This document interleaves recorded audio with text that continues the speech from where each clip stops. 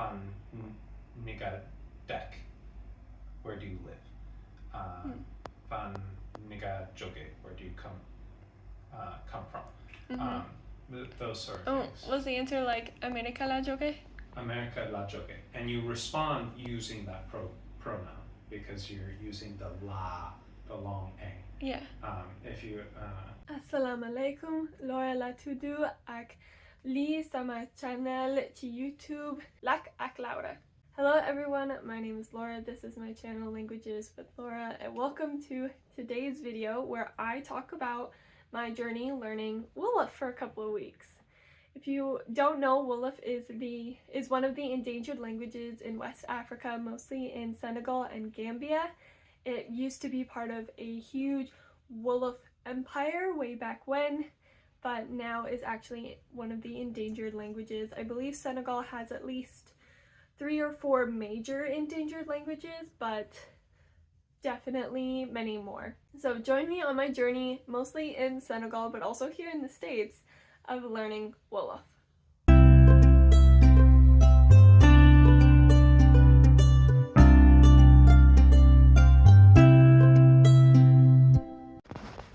Okay, so this is my learning Wolof setup. I have a little lo-fi on the TV so as not to distract me. I have my notebook and pen on my little coffee table here, and then there is a YouTube channel called Wolof Academy, and they're great because they have videos, but they also have access to a free essential Wolof expression for beginners. So you can just go to their description and download this free workbook, and they have the videos to go along with the workbook to serve as the audio portion and a little extra explanation. But so I like to go through the Wolof phrases, listen to them, write them down, and practice doing my own dialogues and conversations. So this does not take me super far. This gets me all the very basics that I need in terms of shopping, greeting people, polite conversation, which is great because that's all I'm really gonna have time for here in Senegal, and French can take me the rest of the way. But this is definitely, I found to be a very good place to start learning Wolof, a language I knew very little about before this. In my studies of Wolof on my own, it's been really difficult, mostly because all the resources that I found are not very complete. They just start with like greetings, hi, how are you, how is your family, and they don't always go much past that, like some basic simple phrases. There was one book that I found online that has almost enough to have the most basic conversations to be able to live here, kind of. Like, there's not really a lot of food, but you can kind of piece together how you would order food. It doesn't matter if it's free or not free, there just are not very many resources. So I am resorting to just using my partner's textbooks, which my partner, when he goes to classes every day during the week, he needs his textbook. So I don't always get it when I want to study, because I like to study kind of in the afternoon. That's where I have my energy and brain power. But I'm going to try to study a little bit later and use his books. But what we're actually going to do right now, because my partner is not as language-minded as I am, he has been taking a lot of notes during these classes, but he really needs help organizing his notes, and he wants to transfer them from his notebook onto the computer to make it a little bit easier for him. So we're gonna go through his notes together, and I'm gonna type up his notes. That way I can learn and he can kind of teach it to me, because teaching a language will help somebody learn the language and help the person who's teaching learn it too. So he's gonna kind of basically teach me based off of his notes as I put them onto the computer for him. So I'm really excited, and then this way I have access to them too. So we're gonna go do that.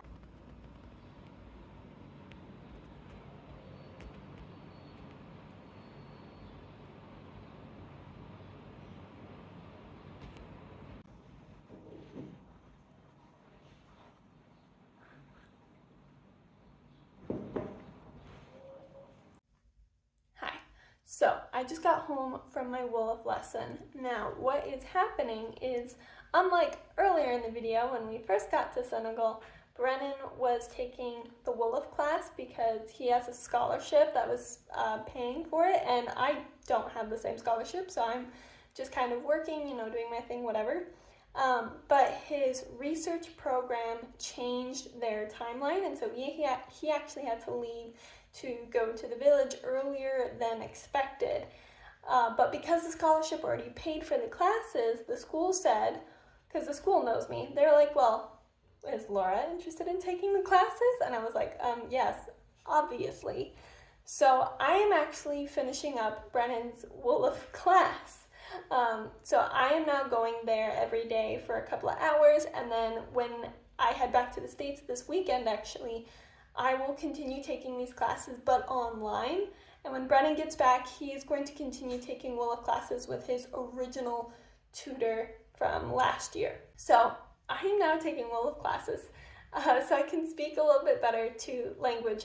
But one thing I have realized today, and this is true not just in Wolof, but in literally every single language that I learn, teaching me questions is so dangerous, because that's the thing. One of the first things you learn how to do is to ask a question. You learn your question words, you'll learn the grammar of a question, the intonation, blah, blah, blah, because that's how you get to know, that's how you have a conversation, right?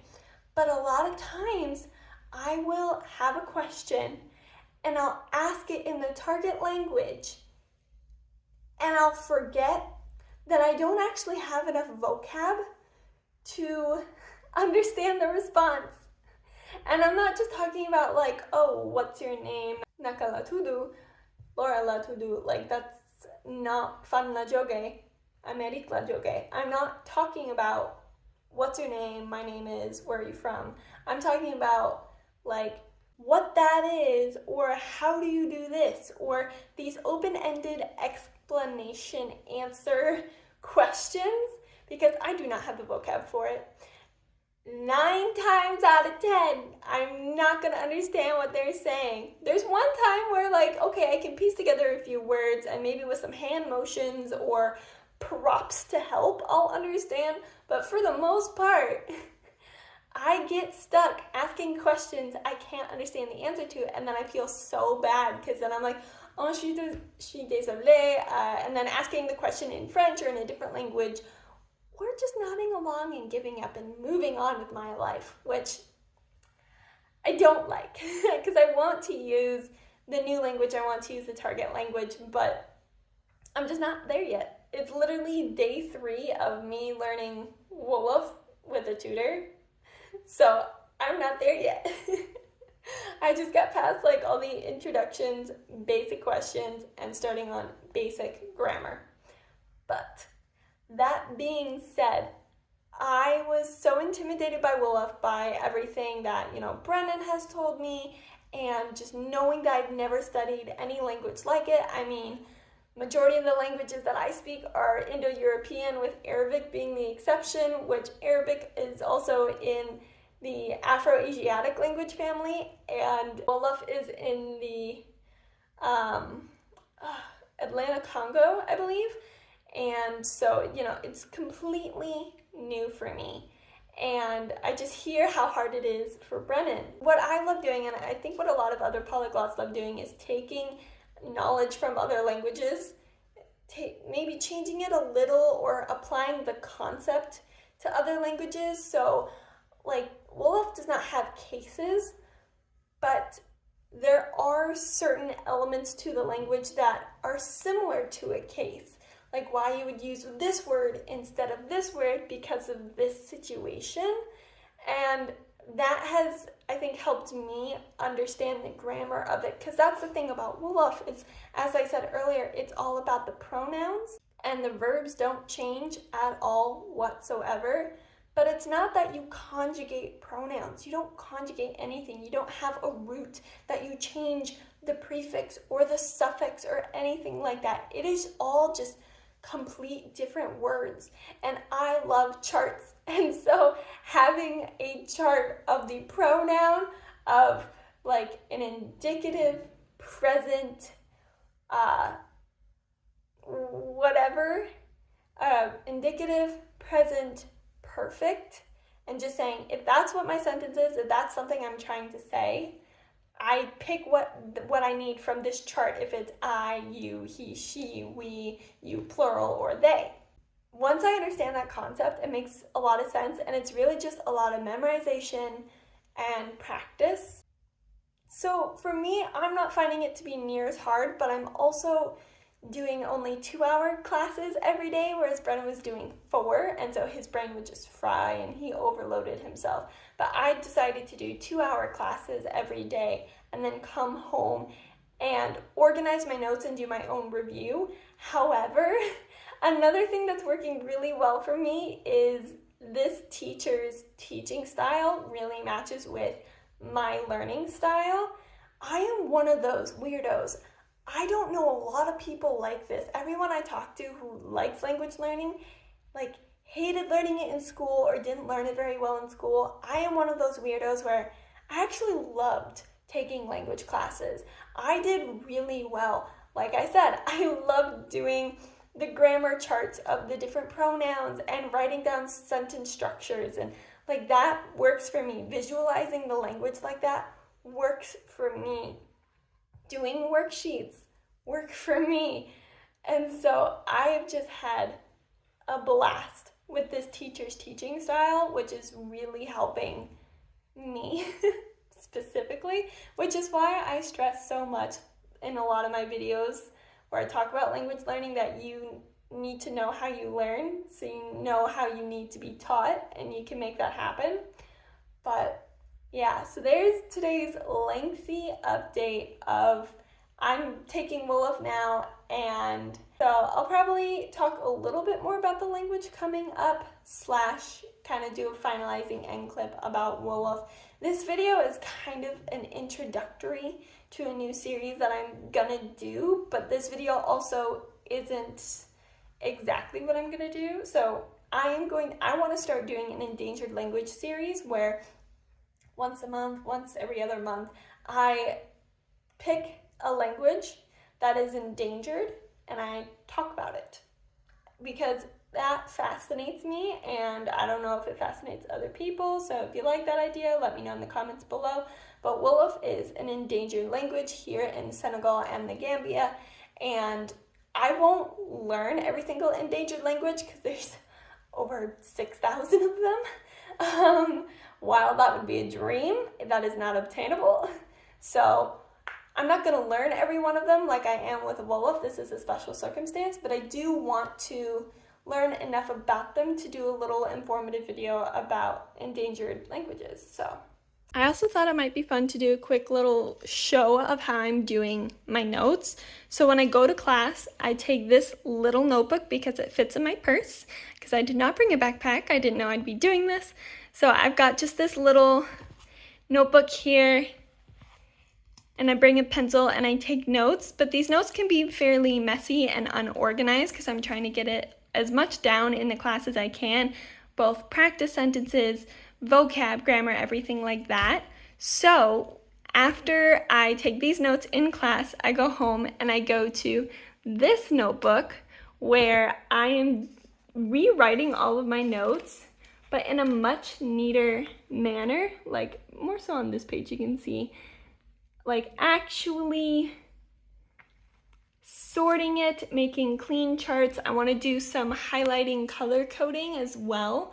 When I get back to the States, I'll go through, and as I do a review, I will color code some of the things. And then when I finish doing that and I have a neat version of my notes, then I'm actually going to put it on my computer, on my Notion, because I will be sharing this with Brennan, because he still has another full year of having to learn Wolof and he is struggling quite a bit.